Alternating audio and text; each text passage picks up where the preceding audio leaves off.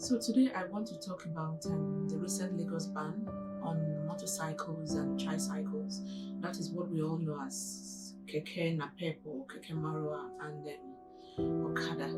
And you see, for me, at times when I see some things happen, I like to kind of think about the rationale behind it, and I want to know what will have prompted this, and what are the solutions that have been put in place. So now, first, I want us to look at the economic factor of this recent ban and how the ban actually took place. And I'm beginning to think that this present administration, they are being insensitive to the citizens of Lagos.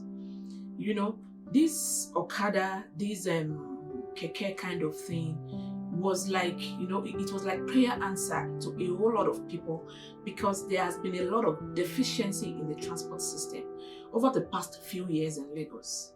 So because of this deficiency, and I can categorically say the government has a major role to play in this transport deficiency, then private investors, individuals came out and say, okay, let us use Okada, let us use keke nape, keke marua, or whatever.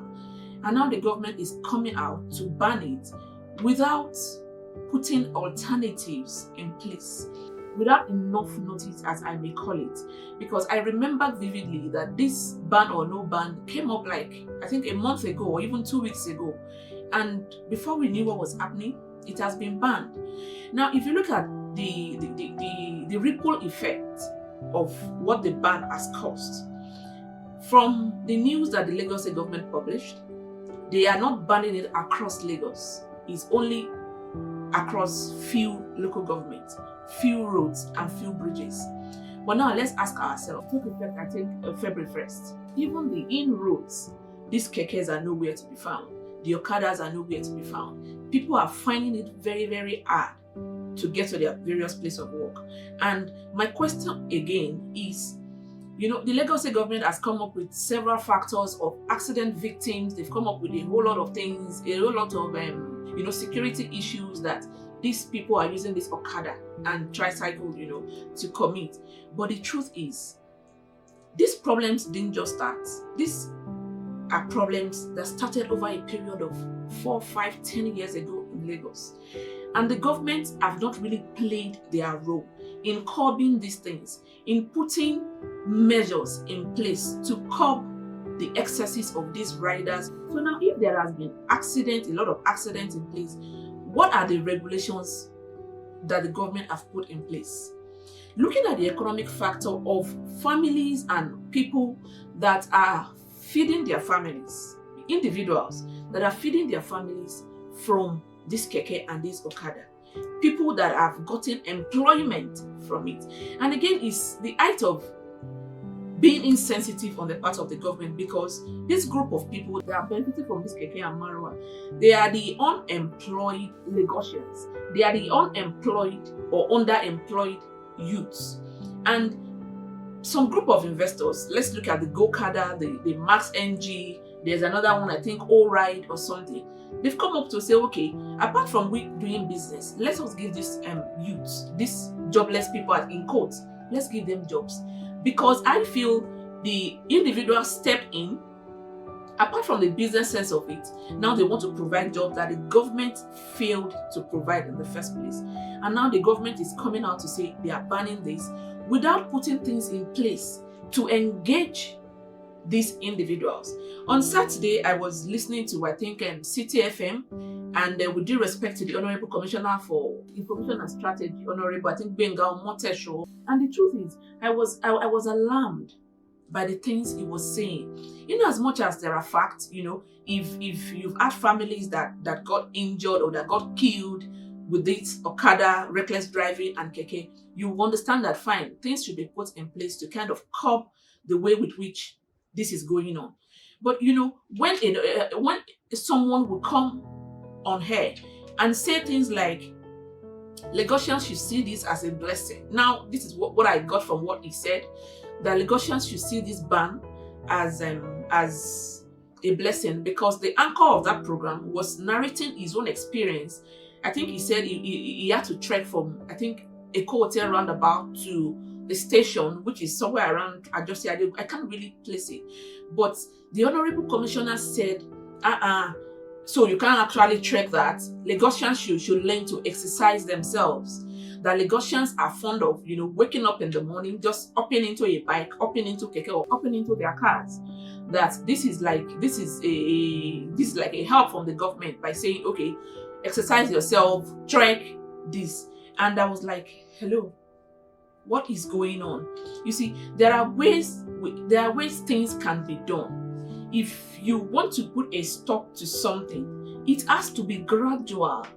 It has to be gradual, and you put a stop to it if there has been measures that have been put in place to curb some excesses and they are not forthcoming. That is when I feel you should say, now that this is not working, then let's put an outright ban.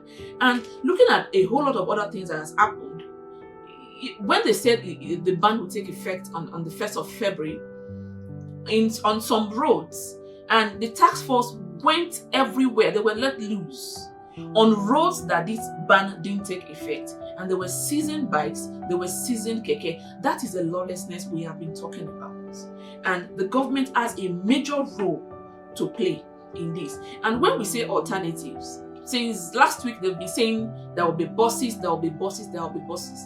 This is 3rd of February. This is Monday. Where are these buses? Who has seen the pictures of these buses?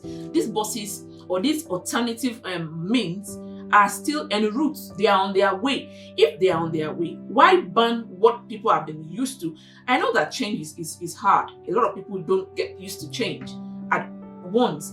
But the truth is, the alternative that the government is saying they want to put into place, why is it we are going to, they are on their way? Why not they are already on ground to ease the stress, to ease the burden of these people? People are trekking from God knows where to work.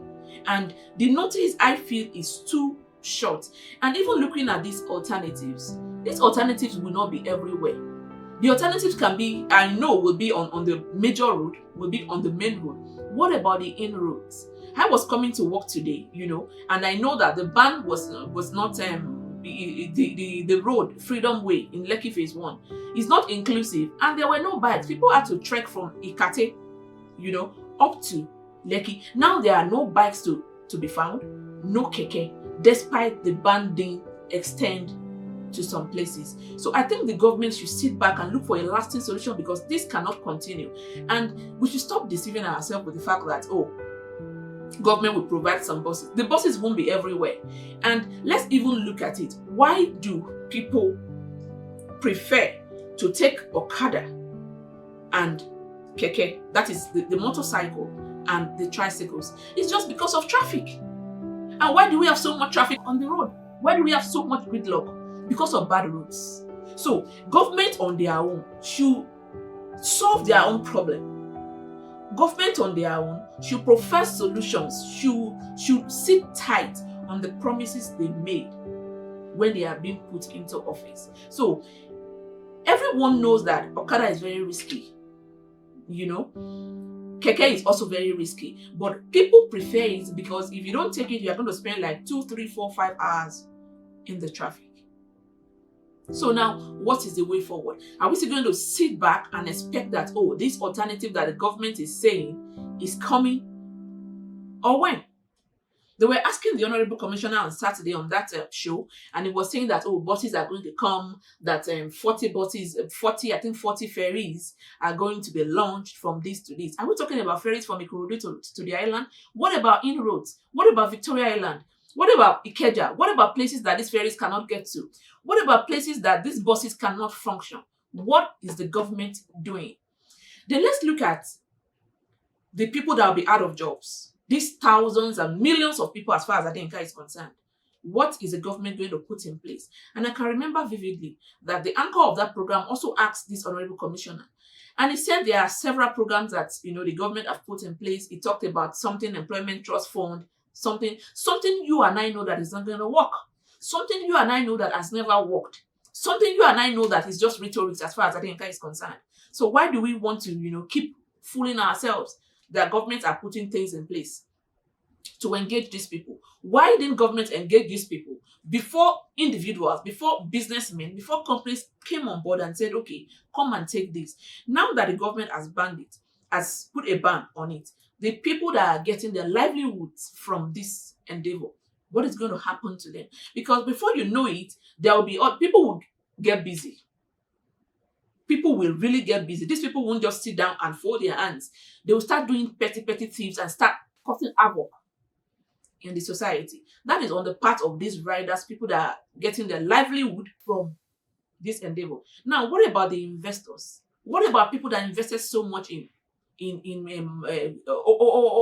or Gokada, Max NG? What about the people that invested so much in these tricycles? Majority of these tricycles really do not belong to the owner. A lot of people invested in it, bought these tricycles, and gave it to these riders to ride either on hire purchase or deliver, so that they can get their money back with a little profit. While doing that, the people riding it also will get something to feed their families. Now, what about those investors that have put so much money in this? So I think the government should sit back and look for a lasting solution. It's really not too late for the government to come up with solutions, come up with palliative measures that, okay, we are going to ban this thing, but we are giving you guys between now and so time to look at other routes that you can walk or to sign up for this. If the government is saying, oh, they are bringing buses that will, replace these tricycles or these motorcycles, are those buses going to be given to the drivers or the riders of the existing system that is in place? We all know that it's going to be a no-no. It's going to be another man, no man kind of thing. So those people, what is in it for them? Then again, the citizens, people that works on the island, that wake up from their house by 5 a.m. because they want to get to work early. They're going to take bikes from either their house to their next bus stop. What's going to happen to those ones? So I'm imploring the government. It's like an appeal. All of us cannot have cars. Lagos has like 20 million people. We can't have 20 million cars on the road. So it's like an appeal to Lagos State government to please look at ways where these people can actually come back to the road, and let there be regulations. Let there be regulations. Let there be some measures.